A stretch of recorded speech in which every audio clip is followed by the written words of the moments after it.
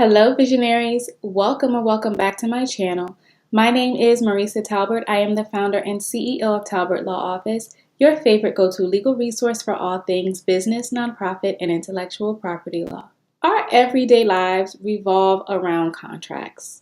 The receipt you get when you go to the grocery store or eat out at a restaurant is a type of a contract.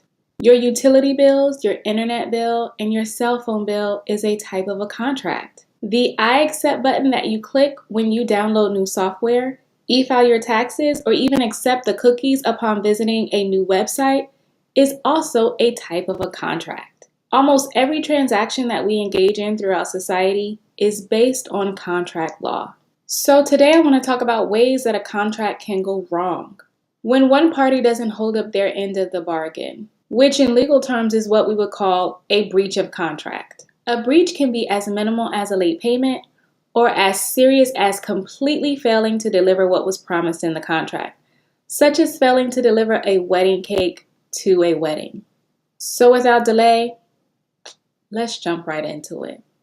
There are generally 4 ways that a person can violate the terms of a contract, or in other words, breach the contract. Number 1 is anticipatory repudiation.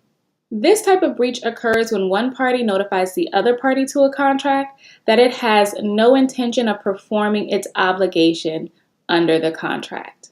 This notification must be clear and unequivocal, so there should be no doubt about it. But this notification can be expressed, as in with words, or it can be implied, as in with conduct. For example, let's say you live in Texas and you hired a DJ for your 40th birthday party. But 2 hours before the party starts, the DJ calls you, tells you that their flight got canceled, they're stuck in Florida, and they're not going to be able to make it to your party. This notification is express, but it's also clear because there's no doubt that with only 2 hours left to your party, the DJ will not make a flight from Florida to Texas in time to show up. So you could treat this as an anticipatory repudiation of the contract. Let's take another example. Let's say that you were scheduled to purchase a house, and you find out that the house was sold 1 week before you were scheduled to close. This is an example of an implied notification. However, it's still clear and unequivocal that if someone else purchased the house, you can't possibly buy it.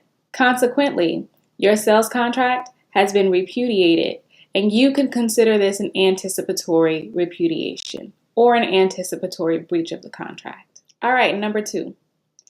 The second type of breach is what we would call substantial performance. Substantial performance is a type of breach that occurs when one party has almost satisfied all of the obligations under the contract. But as Brandy says, everybody knows almost doesn't count. Okay? An example of a substantial performance is when you've ordered 100 t-shirts for your retail business, but you only received 98. You are entitled to recover for the 2 shirts that were missing in order to make you whole. That's simple.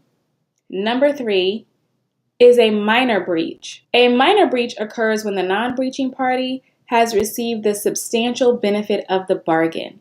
An example of a minor breach occurs when you've ordered something from Amazon. It says it'll be delivered in 2 days, but instead it was delivered in 3 days. It's still considered a breach of contract, but in most cases, the non-breaching party is not harmed. And number 4 is what we call a major or material breach. A major breach is major. This occurs when a contract has been completely violated, the non-breaching party has not received what they were promised in the contract, or when a specific provision is broken and it was designated as a material breach within the contract itself.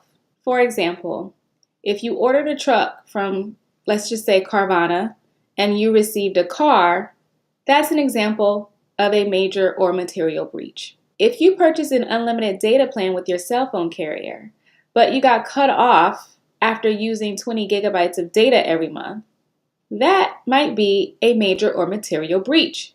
If you paid a contractor to renovate your kitchen and you ordered marble and they installed quartz, that could be a material breach. Almost always, When there is a material breach, the non-breaching party has not received what was promised in the contract and has suffered a significant loss as a result. Just to recap, there are generally 4 ways that a party can breach a contract. Number 1 is anticipatory repudiation, which occurs before the breaching party is actually scheduled to perform their obligations. Number 2 is substantial performance, which happens when the breaching party has almost satisfied all of the obligations under the contract, but not quite. Number 3 is a minor breach, which in most cases, neither party is harmed, but there are still legal rights attached for the non-breaching party. And number 4 is a major or material breach, which means that the contract terms have been completely violated or something has happened where the non-breaching party has not received the substantial benefit of the bargain. If you've been the victim of a breach of contract, the first step is to notify the breaching party that they have breached the contract. And you can purchase a notice of a breach of contract letter from our TLO marketplace, which will be linked down below in the description box.